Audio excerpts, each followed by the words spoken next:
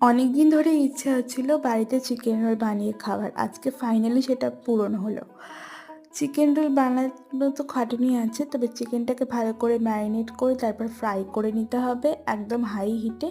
আর তারপর এখানে বানিয়ে নিয়েছিলাম গ্রিন চাটনি, যেটা বানানো খুবই ইজি। তোমাদের সাথে পরে আমি সেই রেসিপিটা শেয়ার করে ফেলবো। আর এখন আমি যেটা করছি সেটা হলো যে পরোটা রেডি। এবার চিকেনগুলো ওপরে দিয়ে দিলাম, তার উপর দিয়ে দিলাম পেঁয়াজ আর কাঁচা লঙ্কা কুচি, আর তার উপর দিয়ে দিচ্ছি গ্রিন চাটনি। এটা একটু বেশি করে দিলাম আমি, আমার পছন্দ যেহেতু।